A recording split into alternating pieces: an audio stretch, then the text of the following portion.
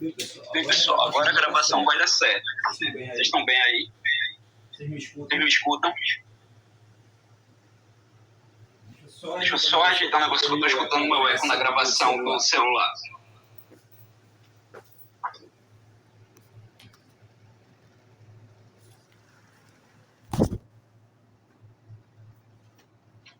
Vamos lá.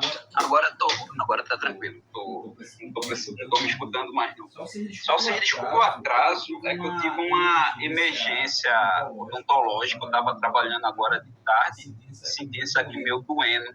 Um problema que eu tô no meu dente, aí criou uma bolsa de infecção aqui. O problema é um problema que vai causar um buraco na raiz de um dente que já tinha feito canal e tudo mais. Eu não sei explicar por que isso aconteceu, não.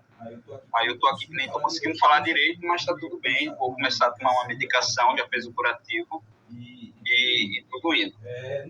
Não sei se vai entrar mais gente, mas aí eu vou começar também, porque senão a gente não vai sair daqui hoje, né?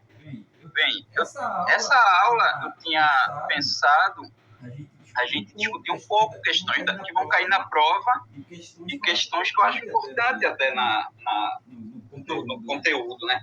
Pensar, por exemplo,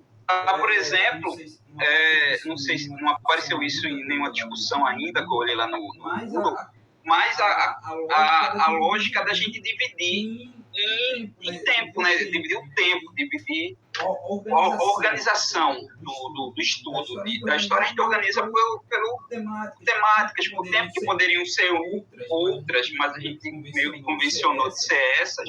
Por exemplo, a divisão da história do Império Romano, a gente divide ele em várias etapas: Império, Monarquia, República, Monarquia, República e Império, se a gente manter a ordem, né?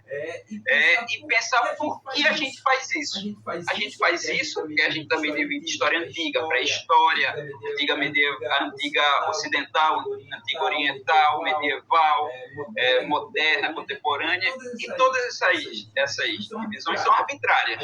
A gente escolheu em algum momento da historiografia, escolheu criar essas divisões, e elas têm um porquê. É arbitrário, mas não é à toa. Tem porque ela facilita o nosso estudo. Se a gente não conseguir, se a gente não dividisse, ia ficar muito complicado para a gente estudar qualquer coisa. Então essas divisões servem para isso. Quando a gente está lidando com a história antiga, não é diferente. Com a história do Império Romano, não é diferente. Então, dividir esses períodos, por exemplo, do Império Romano, da Grécia Antiga, permite a gente comparar, permite a gente destacar influências culturais, dá para a gente facilitar a compreensão de diferentes fases. Então, a gente faz isso para estudar. E o Pedro Funari, que é o texto de Roma, como eu falei na aula passada, é um texto maior, mas é um texto muito mais simples, é um texto que é um livro didático melhorado, assim, se os alunos da gente do ensino médio pudessem lidar com um texto de Roma, de nível universitário, eu acho que seria esse o melhor. Porque é bem didático, posso dizer, bem inicial. Tanto que muitos cursos por aí já nem passam, mas como vocês falaram que estava difícil a quantidade de texto, né? Eu diminuí a quantidade de texto, apesar de ter deixado esse maior, ele meio que substitui 3 outros textos que seriam muito maiores, né? É isso, cara. Facilita entender as movimentações em cada período, de fato é isso. Então essa escolha pelo texto do Pedro Funari vem porque ele facilita a gente entender. E o Pedro Funari, ele é muito didático, ele não vai pensar em outra divisão temporal, porque ele vai pegar o que já está estabelecido. Mas, por exemplo, um livro que eu acho excelente, que geralmente se lê mais em medieval, porque ele tem mais a ver com medieval, que é um livro sobre a queda do Império Romano, o 4 de dezembro, novembro, agora é a data do que o Império Romano cai, agora 24 porque está me fugindo, a 1476, cada domingo da queda do Império Romano. E ele vai dizer que no dia depois que o Império Romano caiu, não aconteceu nada na vida das pessoas. Porque as pessoas já estavam vivendo aquilo. As pessoas já estavam vivendo com esse Império Romano destruído. Então, esse mar, que tinha tudo para ser extremamente dramático na história da humanidade, não era, porque as coisas acontecem em movimento. E os movimentos, quando acontecem, os marcos temporais não são tão dramáticos. Salvo um outro marco, por exemplo, a queda da Bastilha, né, o movimento lá que dá início à modernidade, mas poderiam ser outros também. E o Pedro Funari escolhe isso para... Então, tudo que... Não sei se vocês compararam ou prestaram atenção, mas o livro didático de vocês, que estudaram no colégio, vão dar aula daqui a alguns meses ou alguns anos, ele é basicamente aquele texto do Pedro Funari, mais simplificado para os alunos, né?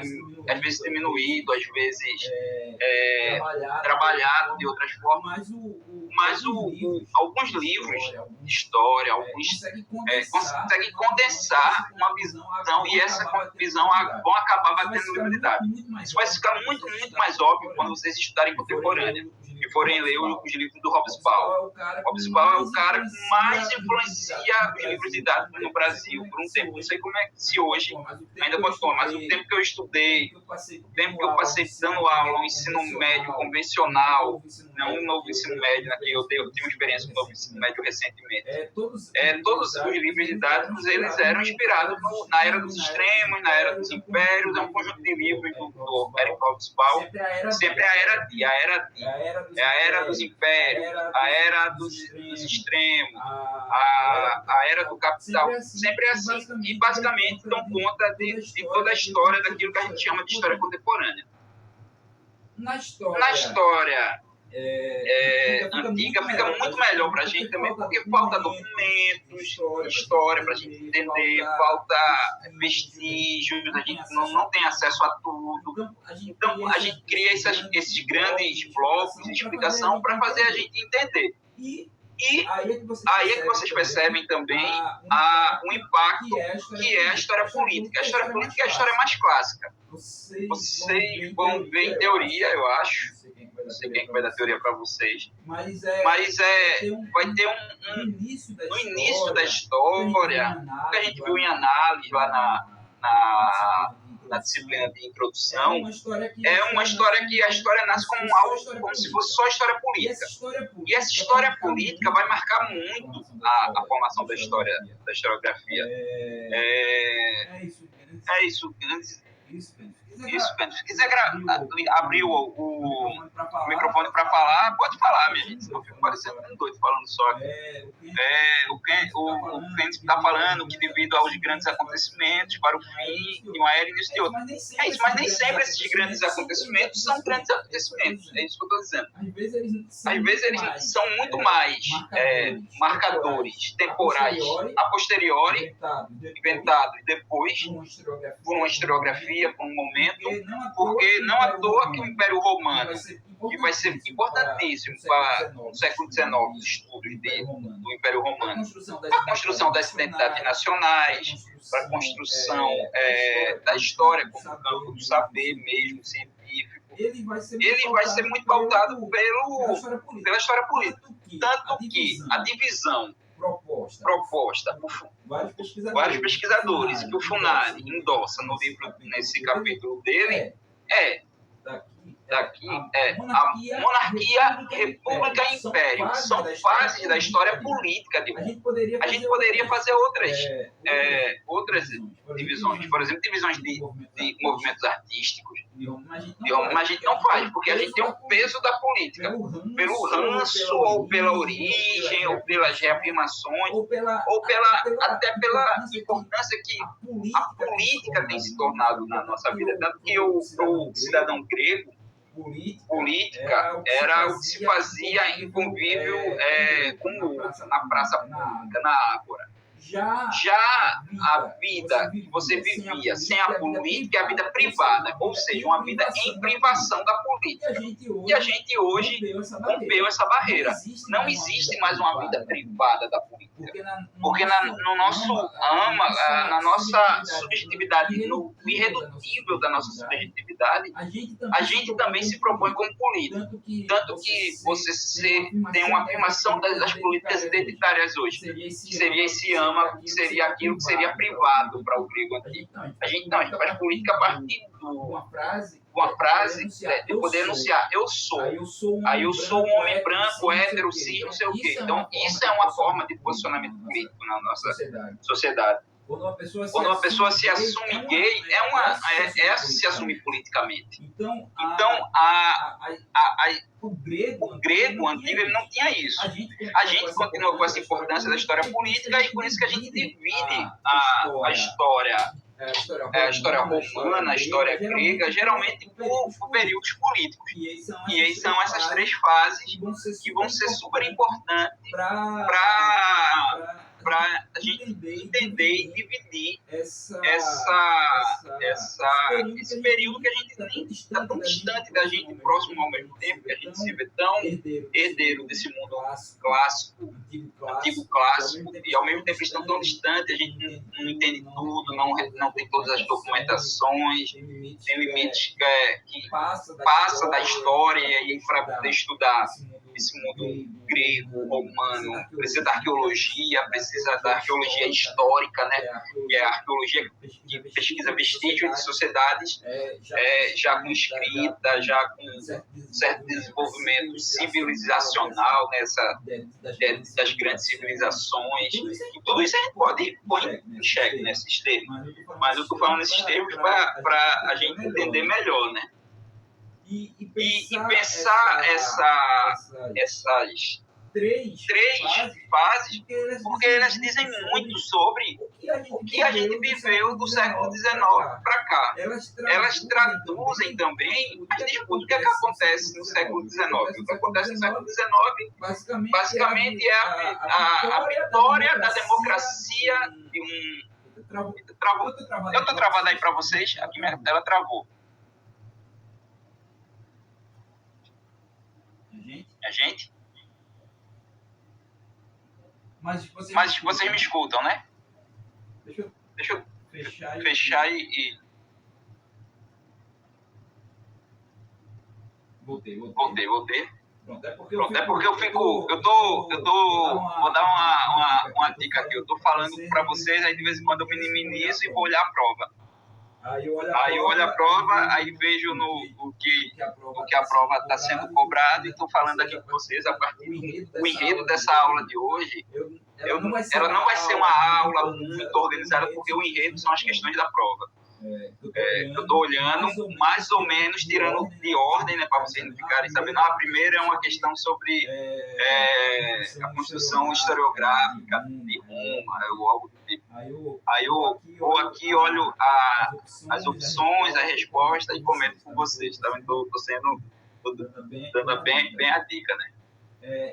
E nesse sentido, essas concepções de divisão da história também dão conta da gente pensar as divisões sociais, as divisões que a nossa sociedade viu hoje acha importante naquele passado.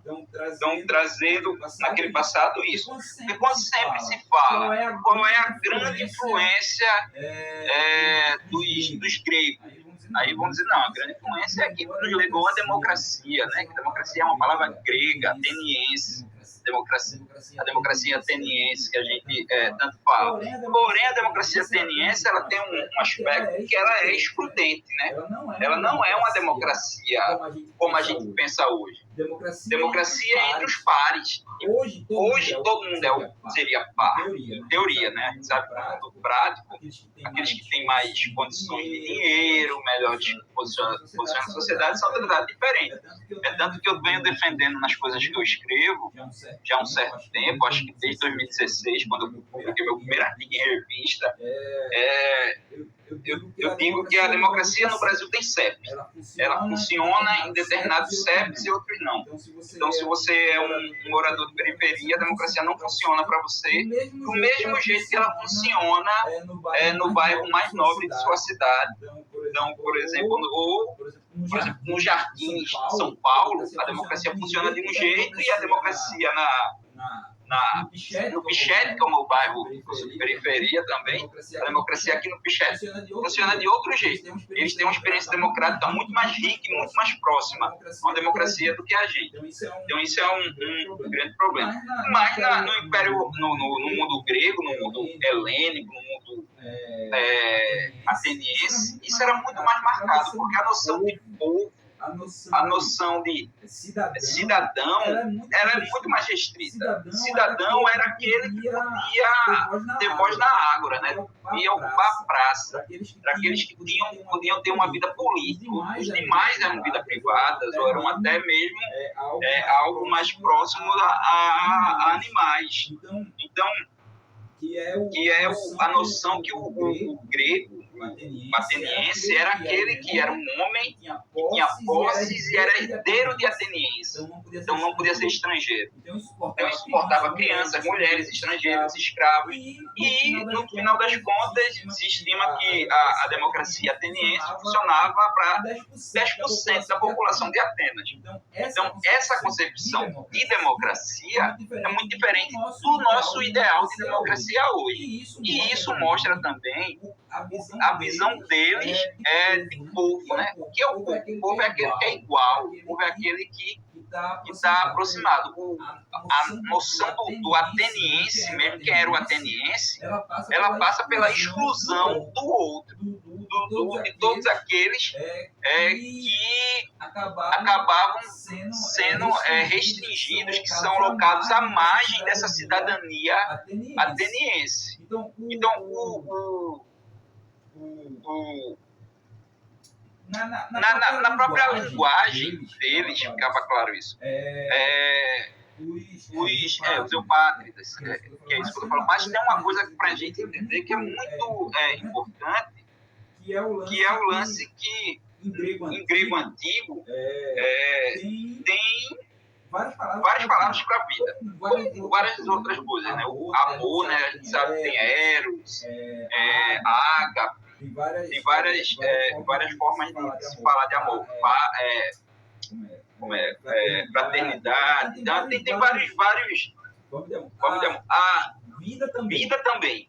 Para o grego, na linguagem grega clássica, né, antiga, tem a vida bios, que é uma vida com sentido, é a vida que a gente vive, é a vida que é provida de significado, mas também tem a vida zoé. A vida zoé é a vida que é a vida em seu aspecto mais irredutível. É a vida que a gente, nas suas funções mais biológicas. Então, na língua grega existe uma palavra para a vida que a gente acha, a vida no sentido cultural, que é vida, cultural, uma palavra para o que é vida no sentido biológico, que é zoé, essa vida orgânica, essa vida natural, aquela que a gente está todo mundo independente de nossa condição. A gente precisa se alimentar, a gente precisa excretar, a gente tem fome, sede, a gente tem doenças, a gente tem crescimento, um ou outro mais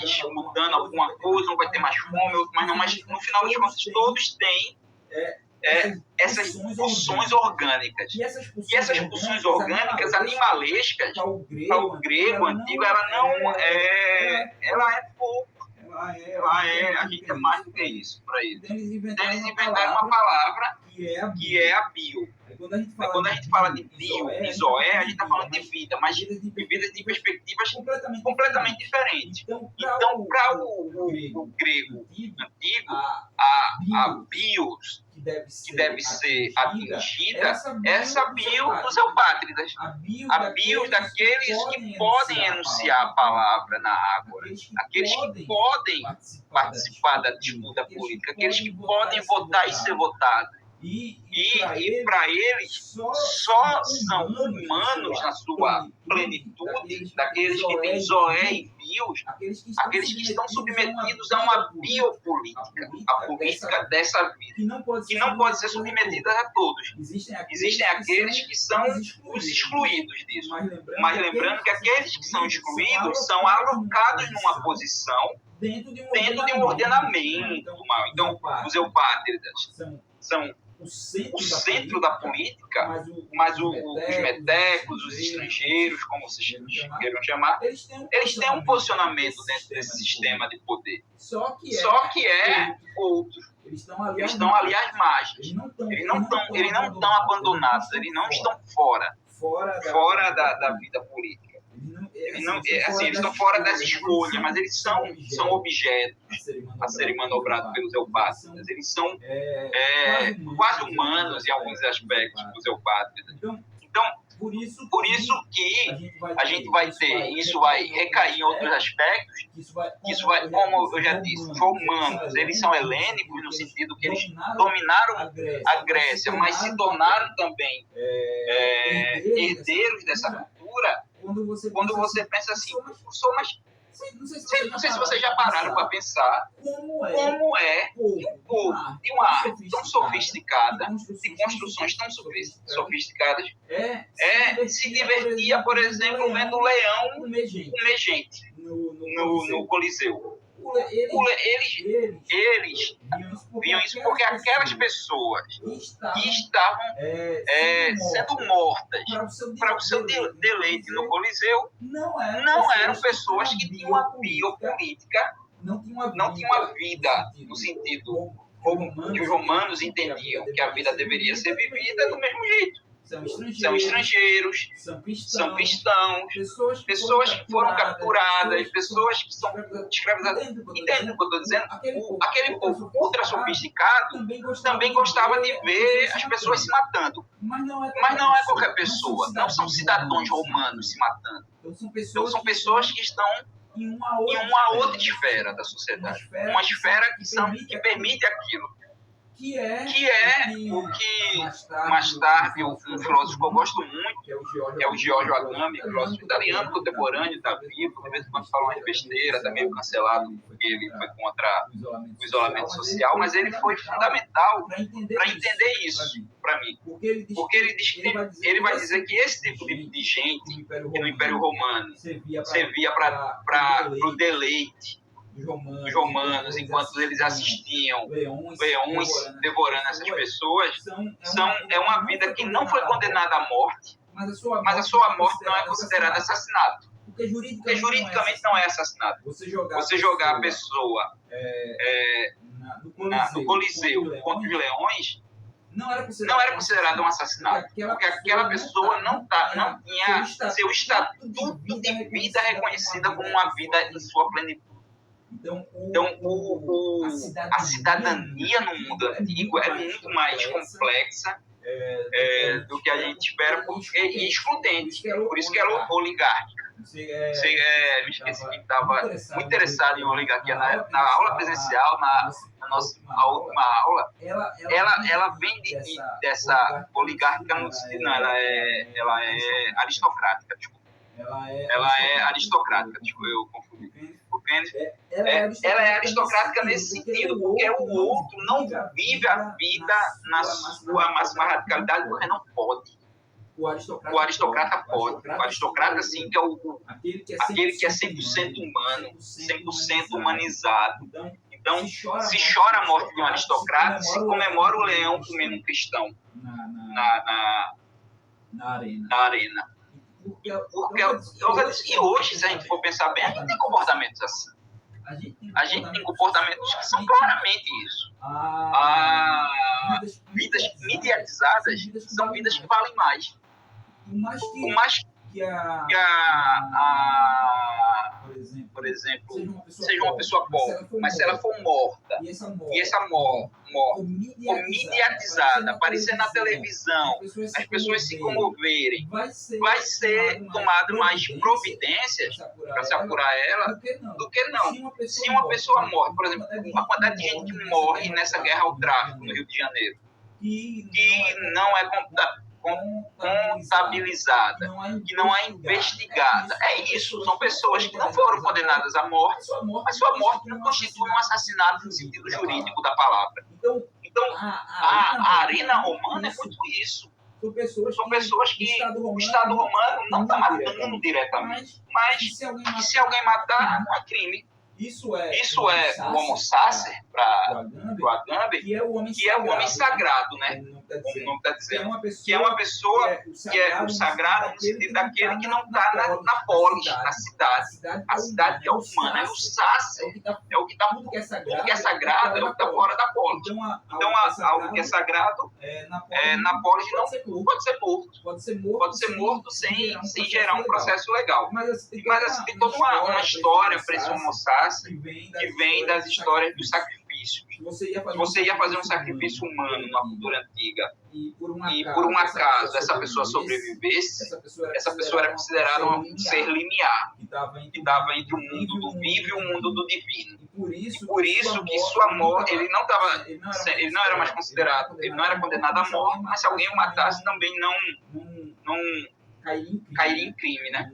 Não cometeria um crime porque aquela pessoa já não está na polis. Ela está entre a polis e o divino. Por isso que é sácer, por isso que é sagrado. Mas isso é uma outra discussão que a gente pode adentrar mais depois, que vem do mundo grego, vem do mundo clássico. O mundo clássico antes da civilização se organizar. E essa tradição clássica, ela vai ser importante porque isso vai influenciar, por exemplo, o que é a nobreza. A nobreza medieval junto com a igreja, né, que também é uma forma de nobreza, vai lidar mais ou menos dessa forma, com modificações, mas isso vai ser muito impactante, muito importante para a gente entender esse mundo antigo. Que existe vidas e vidas, e algumas vidas que valem a pena ser vividas, e outras não. Nesse sentido, também vai fazer essa vida que é levada a ser pensada como o supra-sumo da existência se expandir. Lógico, vocês vão estudar no livro de vocês, no livro didático, é a explicação mais certa mesmo, que você vai dizer que o Império Romano se expandiu, e isso era importante economicamente, militarmente, territorialmente, tem vários motivos. Mas se entender como algo acima, algo além dos outros, vai fazer você querer tutelar o mundo.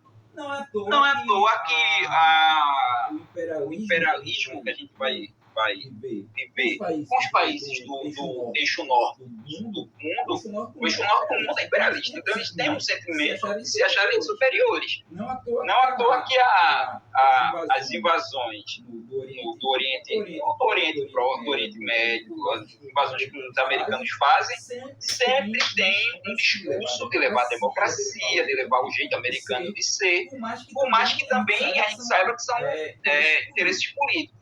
O Império Romano funciona de uma forma meio que parecida. Eles se achavam sempre, e achavam que tinham que levar a luz para o resto do mundo. Nesse sentido, eles tutelavam o mundo a ser conquistado. E iam romanizando aquelas pessoas. Com o tempo,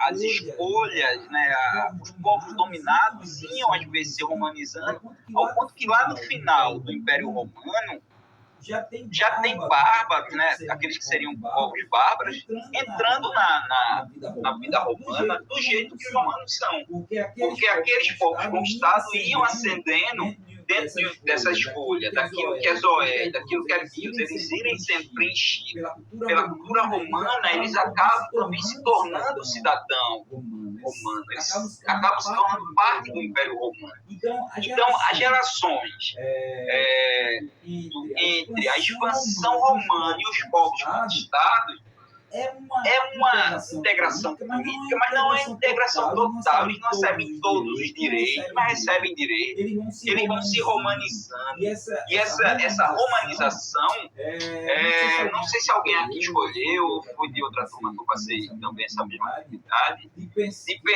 foi a atividade de pensar os filmes, e escolheu o Rei Arthur, o filme do Clive Owen, que é um Rei Arthur romano, né? Que Arthur e os Cavaleiros da Távola Redonda estão lá no final do Império Romano, são uma patrulha, são uma legião que estão na muralha de Adriano, lutando contra os celtas, saxões, e todos eles são de parte do Império Romano. Mas estão no exército romano, quer dizer, eles estão se romanizando. Tanto que o Rei Arthur, que a gente acostuma chamar de Arthur, que é o nome saxão dele, os outros romanos chamam ele de Artórios. Artórios porque é o nome romano dele, é o nome como os romanos chamariam Arthur. Então, esse processo é muito mais complexo de achar que a dominação romana é só, no caso, tem parcialmente que pode ir ascendendo, pode ir ascendendo até se tornar uma cidadania muito completa romana e a pessoa ter a sua vida permitida dentro de um biopoder, que os romanos reconheçam naquilo uma vida plena, uma vida total. Então, a cidadania e as relações entre o conquistado e o conquistador são muito complexas. E entram nesse nível de complexidade porque até existem... O caso grego, faz parte da expansão romana, não é a expansão que a gente vai estudar lá no período imperial romano, mas é a prova que quando os romanos se expandiram em direção à Grécia, eles absorveram a cultura grega e fizeram uma mistura e daquilo nasceu a cultura romana, que é muito helênica, muito helênica. Do mesmo jeito que Alexandre o Grande, a Macedônia, conquista o Império, conquista as cidades-estados atenienses e também se mistura com aquilo e acaba virando. Mas, mesmo que sem tantas misturas, existiam, no caso dos filmes, eu acho que os filmes ajudam a gente a pensar nisso. O Gladiador, o filme Gladiador, que é um clássico do Russell Crowe. Russell Crowe é espanhol. O filme. Ele não é um soldado romano. Paulo de Tarso, depois, mas aí eu acho que é um pouco depois, né? No auge, quando Tarso saiu criando a pregação naquela região ali, acho que ele era mais considerado uma vida sácia, né? Uma vida que podia ser morta no campo de batalha do Coliseu. Eu acho que essa construção de Paulo de Tarso como romano, acho que vai ser mais. Mas todavia, é isso, assim, são relações complexas, muito, que varia de povo para povo, e varia no reconhecimento, na capacidade de absorção da cultura romana, na capacidade do romano absorver aquela cultura. Então, essas relações de dominação e dominado no mundo clássico não é tão preto no branco, tem várias nuances. Então, se vocês virem lá na prova dizendo que é toda integrada, é mentira, mas também se disser que ela é toda isolada, também é mentira. E humanos vão estabelecendo tratados e acordos tácitos. A convivência nem sempre é pacífica, poucas vezes é justa, mas vão sendo relações baseadas em acordos desiguais, relações desiguais, porque são díspares as situações. Então, talvez um povo que ameaçasse mais o Império Romano, assim, fosse mais valoroso para o Império Romano, melhor ter eles como aliados, talvez tivesse suas vidas muito mais reconhecidas. Mas todo mundo tinha que pagar tributo, todo mundo tinha que se submeter ao Império Romano. Como parte do Império Romano, tem que pagar impostos ao poder central. A Roma, né? A sede do Império. E isso é importante, porque a gente vai ter gente que vai viver no Império Romano e vai conhecer o que a gente conhece visualmente o Império Romano, o Coliseu, as colunas, que às vezes a pessoa viveu a vida toda na borda do Império Romano. E isso vai fazer ele ser do Império Romano, mas de maneira diferente. Até a própria forma de ser dentro do Império, que o Império vai crescer demais, assim, é uma coisa que vai ser basicamente conhecer o mundo conhecido é o Império Romano para aquelas pessoas. Eu acho que eles vão saber que tem alguma coisa mais ao Oriente, porque Alexandre chegou lá, Alexandre o Grande contou, vão saber que tem alguma coisa descendo o Mediterrâneo ali em direção à África, porque eles também chegaram lá, tanto que o Egito passou a fazer parte do Império Romano por anos e anos, séculos e séculos. O Egito era parte do Império Romano, então eles vão saber que tem. Mas basicamente, assim, ao grosso do mundo, o Império Romano era o mundo. Eles, assim, do mundo não, ao grosso do entendimento de um romano, o Império Romano era o mundo, né? Porque eles vão chegar naquilo. Tanto que o mapa medieval, não sei se vocês já viram um mapa do mundo medieval. O mapa do mundo medieval é dividido em 3 partes. É o Mediterrâneo no meio, geralmente, a Ásia, a Europa e a África. E ele só conhece as bordas. E essas bordas assim, dos lugares. É porque ele não conhece o fim da África, ele não conhece o fim da Europa, ele não conhece o fim da Ásia. Eles conhecem basicamente essa herança romana. Essa herança romana, se vocês olharem bem, vai aumentar e diminuir um pouco, tal, mas é basicamente que era um mundo conhecido do Império Romano. A própria noção de mundo medieval, de tamanho do mundo mesmo, do tamanho do espaço, é o Império Romano. Pessoal, a chamada está quase acabando. Eu vou criar outra sala. Aí eu boto aqui para vocês.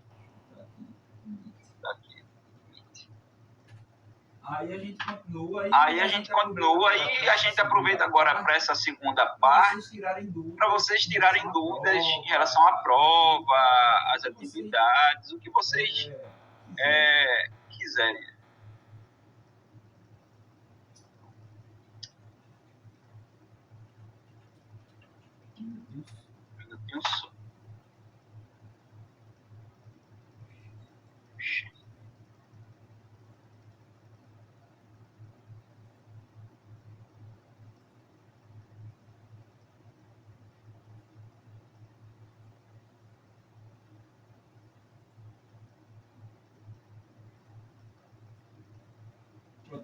Pronto, eu vou botar esse link aqui, que é o link que a gente vai entrar daqui a pouco.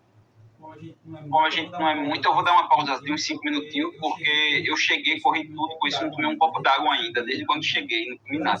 Vou dar uns 5 minutinhos para ir no banheiro, tomar uma água, aí eu volto e a gente faz a segunda parte da aula, tá certo? Vocês entrem aqui, tá? Vocês estão aí, né? Tô vendo o Luiz aqui, eu sei que o Luiz está, mas vocês eu não sei.